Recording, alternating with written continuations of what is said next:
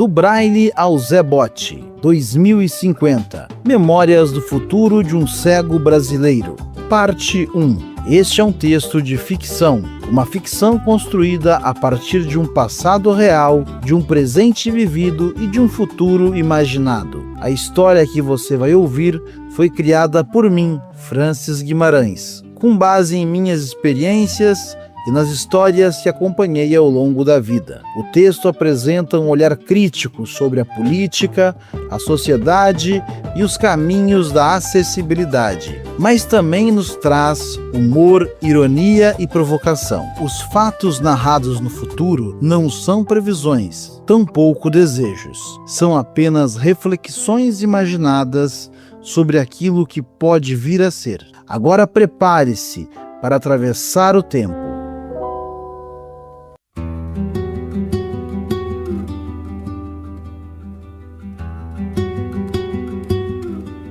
O meu nome é Duranta. Sou um velho professor aposentado e escrevo este texto no silêncio de uma madrugada fria, acompanhado de muitas lembranças e de uma xícara de café. Lá fora, a chuva cai de mansinho e o vento assovia, trazendo reflexões sobre a minha longa vida. Convido você a também pegar uma xícara de café e embarcar comigo neste túnel do tempo, que vai do meu passado até o seu futuro. Você deve estar lendo este texto no ano de 2025, mas eu escrevo em 2050, no auge dos meus 90 anos. Vamos regressar ao ano de 1960. Nasci em um país chamado Brasil, no estado do Rio Grande do Sul, em uma cidadezinha do interior, quase no fim do mundo. Minha família era muito carente, tanto de recursos financeiros quanto de conhecimento. Meus pais eram agricultores, em uma família com 5 filhos. Eu era o caçula e, em decorrência de uma forte gripe, tive uma febre que perdurou por vários dias, deixando-me completamente cego de forma irreversível, com apenas 2 anos de idade. Meus pais buscaram médicos e tentaram diversos tratamentos, mas tudo foi em vão. Aceitaram a situação e procuraram agir da forma mais natural possível, permitindo que eu crescesse brincando e interagindo com meus irmãos. Mas, quando cheguei aos 8 anos de idade, precisei ir para a escola. Naquele tempo, em 1968, poucas escolas, para não dizer nenhuma, aceitavam crianças com alguma deficiência. Fui então encaminhado para o Instituto de Cegos Santa Luzia, localizado na capital gaúcha, muito distante da minha cidade natal. Foi um momento bastante difícil. Passei a viver longos períodos distante dos meus pais e irmãos, já que o colégio era um internato para cegos. Eu só os visitava uma vez a cada 6 meses. Nesse colégio, aprendi a ler por meio do sistema Braille. Brincava com outros meninos e meninas que também eram cegos. Brincadeiras como jogar bola, correr e andar de bicicleta eram comuns. Nossa deficiência não nos limitava nessas atividades. Lá, aprendi matemática, português, geografia, história e muitas outras matérias que foram fundamentais e me acompanham até hoje.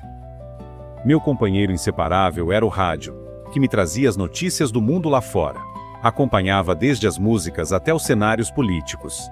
Bons tempos do chiado do radinho de pilha em. Lembro do som de Roberto Carlos, Erasmo Carlos, Vanderléa, Gilberto Gil, Caetano Veloso, Os Mutantes e Wilson Simonal. Naquele ano de 1968, a opressão era forte. A censura cantava mais alto que os músicos. Foi nesse período que se consolidou o regime autoritário. Desde pequenos, sabíamos que havia coisas que deveriam ser ditas baixinho ou que era melhor nem dizer. Foi nessa escola que aprendi a mexer com marcenaria e a tocar piano e violão. Lá dentro, o sistema era bastante rígido. Era um colégio de freiras, onde tínhamos horário para tudo: acordar, comer, rezar e dormir. O regime autoritário também se fazia presente ali. As freiras se comportavam como militares. Se não comêssemos a comida, o prato nos esperava na janta. Se não seguíssemos o que estava estipulado, muitas vezes o castigo era a expulsão. Havia horário para o silêncio. A comida, muitas vezes, era ruim. E a saudade da família doía no peito. Saudade da comida da mamãe. Saudade das histórias do papai. Eram os militares lá fora e as freiras ali dentro. Ambos com o mesmo tom de comando, disciplina e, para alguns, até um certo medo. Lá nessa escola, conheci um instrumento mágico que muito me empoderou e, até hoje, aos 90 anos, não deixo de maneira alguma esse instrumento esquecido. minha companheira em todos os desafios, nos momentos bons e nos momentos ruins. Foi em uma aula de educação física, quando eu tinha uns 15 anos, que o professor disse que eu iria aprender mobilidade utilizando a bengala. Ela era de ferro, meio esquisita, bem rudimentar, com comprimento de 2 dedos acima do meu umbigo. Ele me ensinou a caminhar fazendo uma varredura à minha frente, tocando a bengala no chão conforme meus passos. Pé direito à frente, bengala esquerda. Pé esquerdo à frente, bengala direita. Eu e o professor pegamos um ônibus na zona sul da capital e desembarcamos no centro. Aquele cheiro característico da cidade, o barulho dos motores, dos vendedores, tudo foi se tornando referência para minha caminhada. Quando a bengala batia no meio-fio, eu sabia que estava em uma esquina. O próprio meio-fio também servia como orientação para que eu pudesse me localizar. As aulas de mobilidade foram um tempo transformador. Tornaram-me uma pessoa mais segura e independente. Com o passar do tempo, passei a sair sozinho e também acompanhado de amigos, também cegos, todos com suas bengalas, bengalando a cidade afora. Muitas vezes, a bengala falhava, caíamos em buracos, batíamos a cabeça em galhos de árvore, mas seguíamos nosso caminho, em um tempo onde tudo ainda era muito difícil.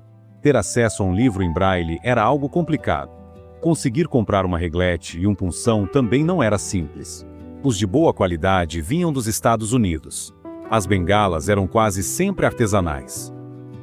Neste período em que estive no colégio interno, muitas vezes, no silêncio profundo da madrugada, deitado na cama do dormitório ao lado de tantos outros companheiros de jornada, eu ficava pensando: por que eu não tinha possibilidade de estudar junto com meus irmãos? Por que não podia estar próximo da minha família? Por que não existia algo que me permitisse, mesmo sendo cego, estudar na mesma escola? Qual seria o termo para isso que eu tanto desejava? Na minha cabeça de menino, quase adolescente, eu pensava que poderia se chamar Todo Mundo Junto. É isso, um bom nome, Todo Mundo Junto. Ao mesmo tempo, eu sabia que na escola convencional, igual a que meus irmãos frequentavam, eu não poderia estudar. Eles não estariam preparados para me receber. Mas em 1977, eu já havia concluído todas as etapas educacionais que a escola podia me oferecer, não apenas as matérias tradicionais, mas também já dominava o uso da bengala, caminhava pelas ruas com autonomia, sabia cuidar da minha higiene pessoal, arrumar minha cama e realizar outras tarefas do cotidiano. Pensei em retornar para minha cidade, para ficar junto dos meus pais e irmãos, quem sabe estudar e conseguir um trabalho. Mas, poucos meses depois de voltar para casa, percebi que ali teria muita dificuldade para encontrar uma escola e ainda mais para conseguir um emprego. Com o pouco dinheiro que eu tinha e muita coragem, retornei a Porto Alegre, onde passei a viver em uma república com outros amigos cegos que também haviam saído do Instituto de Cegos. Procurávamos emprego. Alguns conseguiam trabalho em fábricas de sal, calçados e gráficas. Outros se tornaram vendedores ambulantes. Alguns fizeram curso de massoterapia. Alguns voltaram para suas cidades e conseguiram oportunidades. Outros, infelizmente, voltaram e não conseguiram nenhuma. Assim como outros colegas, encontrei uma escola que me recebeu e permitiu que eu cursasse o ensino médio. Os materiais em braille eram escassos, e muitas vezes estudávamos por meio de fitas cassete gravadas por colegas e familiares. Apesar das dificuldades, tínhamos uma base educacional muito sólida, construída no Instituto Santa Luzia. Naquele tempo, em 1978, nem pensávamos em falar a palavra acessibilidade, mas andávamos pela rua, íamos ao mercado e já batíamos a cabeça nos orelhões, que haviam se tornado populares no Brasil na década de 1970 e se revelavam um grande obstáculo arquitetônico. Praticamente toda pessoa cega que andava sozinha pela rua já havia se chocado com um. No Brasil, não se falava e nem se sonhava com cão-guia. Quando eu precisava me comunicar com minha família, pedia para alguém escrever uma carta e enviá-la à minha mãe. Quando ela escrevia de volta, eu pedia a alguém que lesse a resposta para mim. Apesar de tantas dificuldades, a sociedade, aos poucos, foi se acostumando com a presença de pessoas cegas. Em uma cidade grande, com uma escola para cegos consolidada desde 1941 e com uma associação de cegos atuante, a circulação de pessoas com deficiência visual sempre foi significativa. Isso ajudou a forjar, em certa medida, uma cultura de acolhimento à diversidade e, neste caso específico, as pessoas com deficiência visual. Após trabalhar como vendedor de rua e em uma fábrica de calçados, em 1985, com muito esforço e determinação, consegui formar-me em História. Já tinha minha namorada, que futuramente se tornaria minha esposa. E meu companheiro seguia sendo o velho rádio, agora embalado pelos sucessos de Kid Abelha, Barão Vermelho, Paralamas do Sucesso, Blitz, Moraes Moreira e outros sons marcantes da época. A política também explodia naquele ano, marcado pelo fim da ditadura e o início da redemocratização.